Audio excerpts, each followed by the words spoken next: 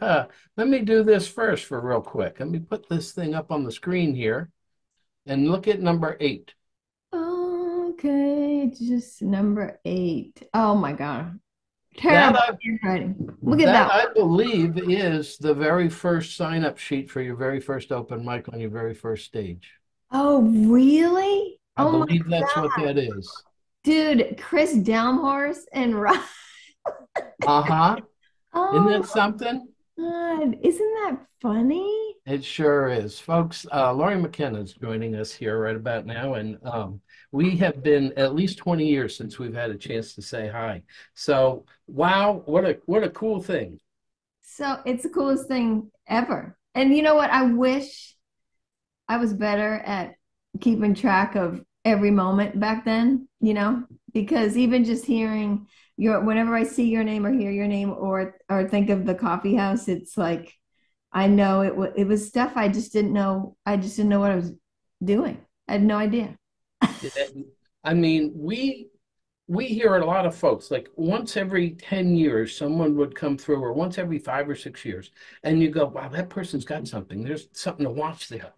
And you were one of the very few that kind of fit that bill. And there were three of us in the sound booth. And when you played your first notes, that was cool. But then you had the first syllables come out of your mouth, and we all just kind of like dropped our jaws and looked at each other and said, "Oh my, what is this?" Are you sure all three of you thought that, or just you thought? No, no. There was, you've heard it. You have such a unique voice. And once you get past all of that and your great songwriting, there's the hit that the lyrics are. Yeah. Well, I figured out a million years later that my voice is sad, and that's why the words are sad. I've just been rereading something that I found not too long ago. It's that Boston Globe. I'll put it up on screen. That Scott Hellman wrote back in 2012, and it was what a well-written piece that was in the Boston Globe magazine. And even then, that was 6, 7, 8 years into your career, and all that's happened since. Yeah, that Scott Hellman was in the room with me. He followed me around for like 3 days in Nashville, and he was in the room with me the day that I wrote the first song I ever wrote with Little Big Town. Yeah. And it was Scott Hellman, me, and Little Big Town, and we were just meeting each other. And he sat there just so beautifully quiet, and we wrote a song called "Your Side of the Bed," and that started my relationship with Little Big Town. And I was writing for Universal, which is my second publisher. Yeah. But I still, I've never moved to Nashville, so I'm always going back and forth. I'm always sort of a stranger in a strange land a little bit, and it was so that over and over again I've had these full circle moments where I always just explain it as my camp friends meet my high school friend, my school friends, like my Boston people meet my Nashville people, and it's always the greatest thing when the two worlds collide. So It's kind of funny where right now you can name the people that you associate with and that you write for by their first names and recognition. I mean, it's Faith, it's Reba, it's Carrie, it's Winona, it's Taylor. Again, you have a long running relationship with Taylor. I hadn't read that until recently, how far back you guys go together. I mean, I know Taylor from the beginning of that side of her career because she was writing with Liz Rose, who's one of my best friends, and I was, they were writing after math class. That was what they were doing, and knew her first producer and do know him quite well. And yeah, it's been crazy. It's been a crazy ride, and it always has been.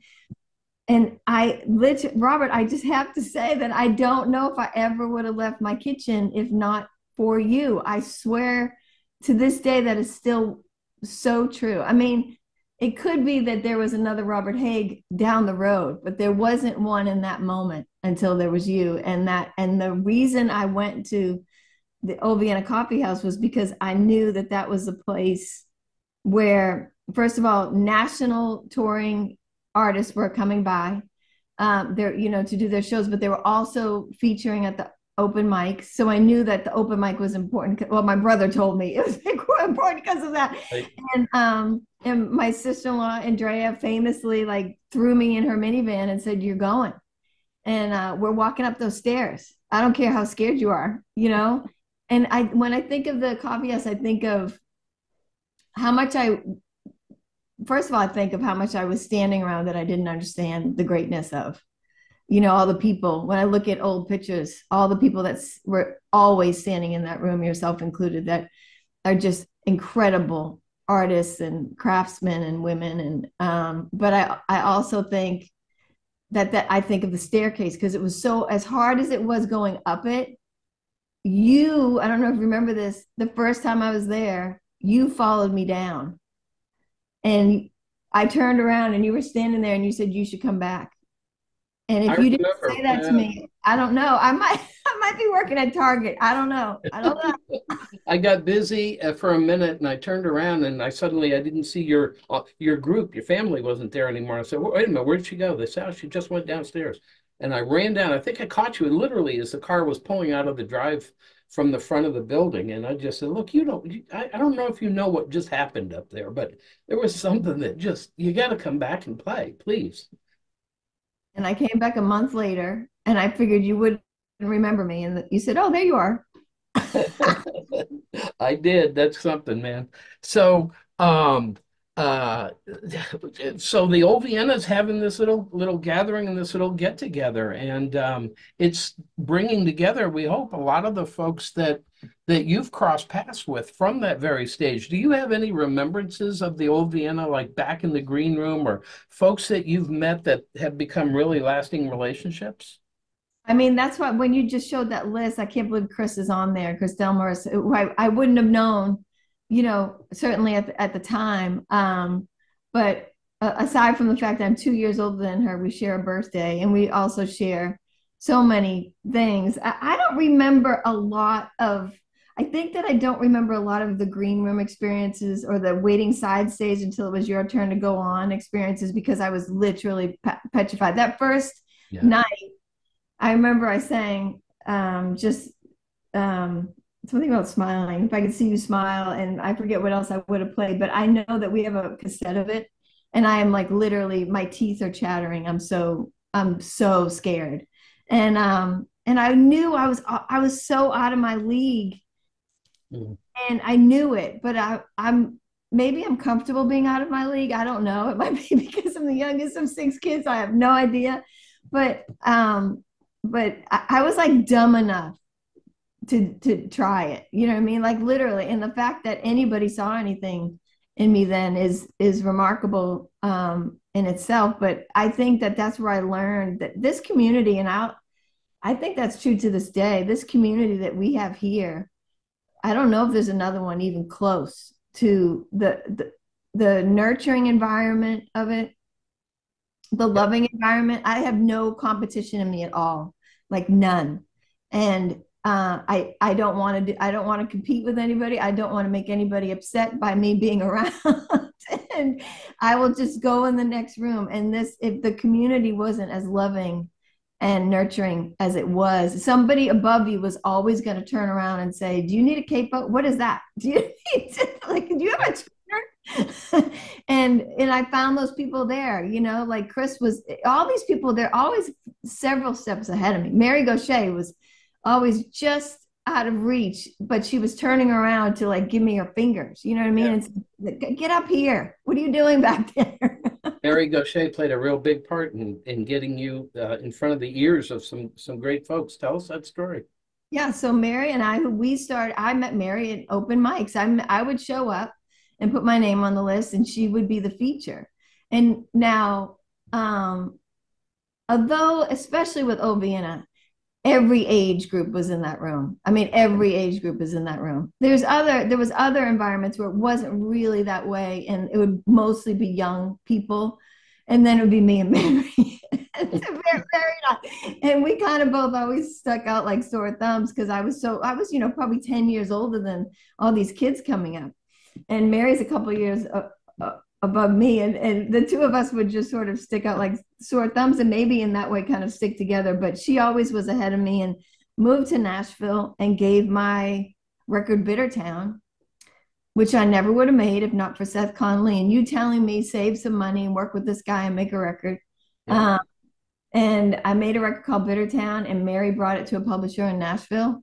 And she gave the publisher, Melanie Howard, gave it to Faith Hill, and I got a bunch of Faith Hill cuts and a publishing deal and a record deal. I have, this is like this is Paper Wings and Halo before it actually became the master.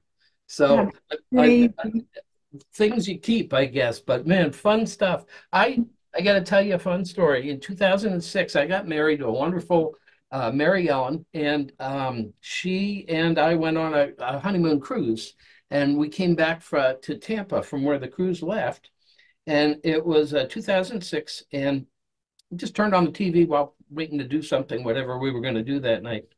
And it just so happened that the CMA Awards were on that night. And I'm looking and I'm like, well, that's Faith Hill. Is that Lori?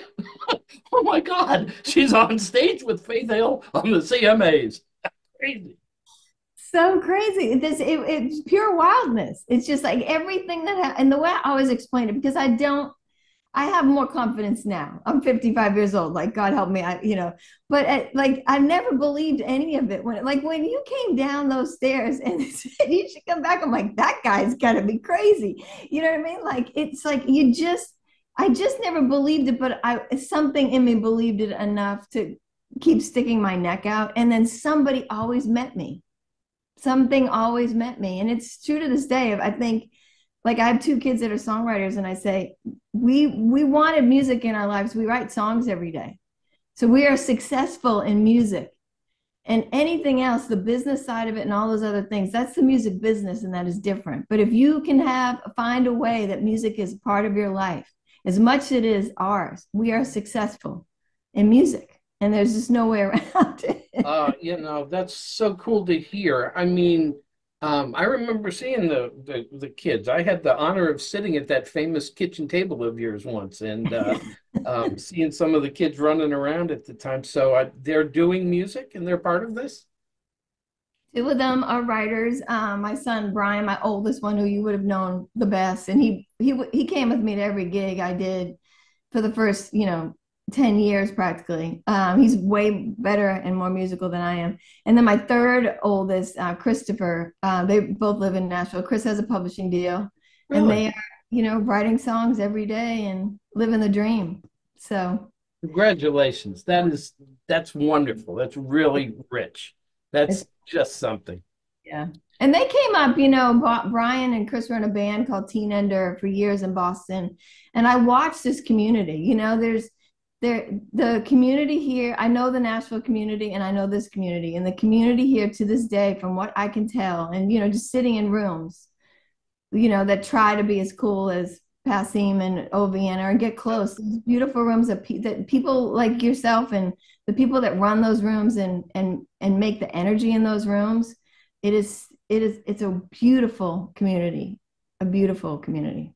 It really is, and I think that special time of our history in the New England area between 84, 83 and the turn of the century was just so welcoming and rich, and there were places for people to play and publications and writers that supported it, and it was just a really magical time. And I think it's almost starting to turn again. It's cyclical after, we're looking at our children like you're talking about now coming back up, and again there's the vibrancy in the community again.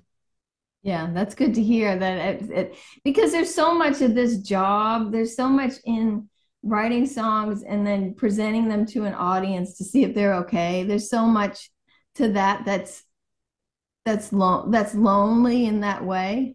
Oh, look at that. This was a Christmas present of mine this year. I love it. I love it. You've become a part of the American lexicon, for goodness sakes. That is a saying. You are now able to be purchased at Hobby Lobbies and craft fairs around the country. And then thankfully so.